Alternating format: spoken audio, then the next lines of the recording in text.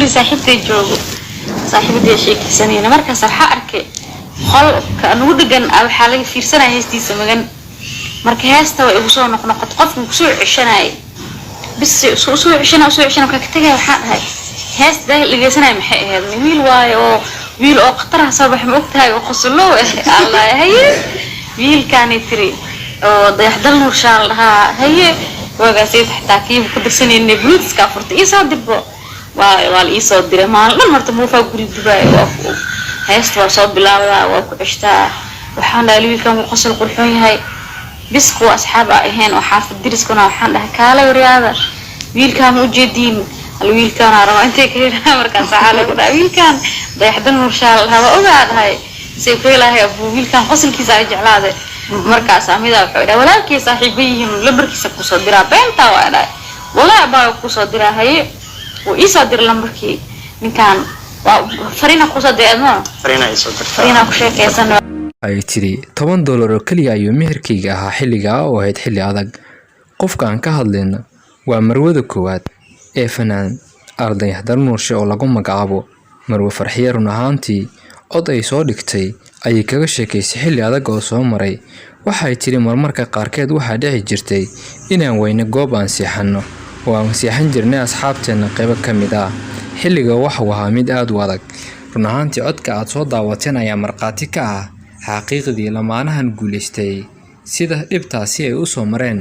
iyo sida guud ay isku barteen muuqaalo ayaan idinka soo gudbin doonaa marka ugu horeysa halkan waa channelkeena Dooxa Media oo idin soo gudbiyo barnaamij walba ama dhacdo walba oo xaqiiqda ku saleysan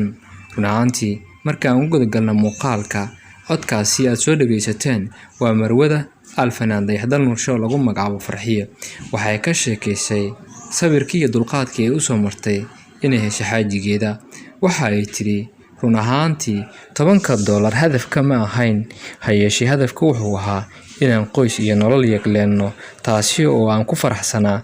doonisteedana anigu waa iga timaaday aadnaan u baadi goobayay waana ku guuleystay $10 waxa ila mid ahayd $1,000 ama in ka badan $10,000 waqti xaadirkan ah maadaama anigu aan aad ugu qanacsanaa ma ahayn qof lacag doon ee waxaan ahaa mustaqbal doon aad ayaan u raadinayay fanaanka oo aan ka helay ayay tiri aragiisa iyo muuqaalo iyo heeso uu soo duubi jiray kuwaasi oo ay sii wareeyay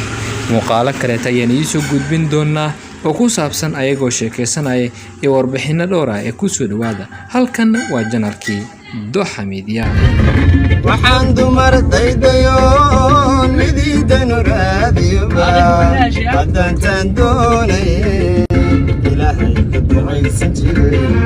anagu dejiyeysanne rabo isu kaayada subaxda qisooyinka jacayl ee dunida aan dul saaranahay ka dhaca waa kuwa xambaarsan dareeno kala duwan laakiin kuwa sida adag ku bilowda ayaa noqda kuwa guuleysta ee leh dhadhanka ugu macaan ee laga sheekeyn karo anu guri saaxiibtay joogo saaxiibtay sheekaysanayna markaas waxa arkay qolka anu dhigan waxa laga fiirsanaa heestiisa magan marka heesta way ugu soo noqnoqod qofku ku soo cishanay bis soo cishana ka tagay waxa dhahay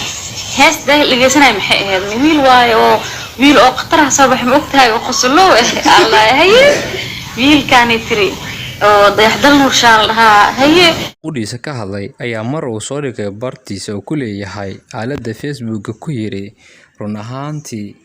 qof waxaan helay aan aad ugu qanacsanahay maadaama ay soo dulqaadatay xilli adag oo aysan jirin magaca qarash intaba haatan magaca qarash aan haysto kuma jazaarayo oo waxa ay tahay qofteeda kuwaad ayuu leeyahay garaad iyo aqlina Allah ayaa ku maneystay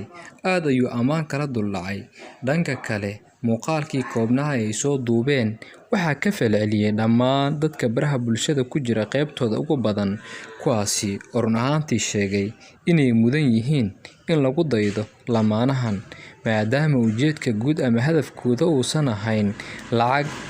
dhanka weliba xaaska farxiyo oo jiray hadafkayga lacag ma ahayn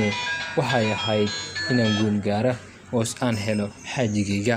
warbixintaasi kooban halkan ayaan idinku soo gudbinaynaa idil ahaantiinba ku soo dhawaada barnaamijyo kale oo xiiso leh inta aan ku kulmi doono barnaamijkeennii kooban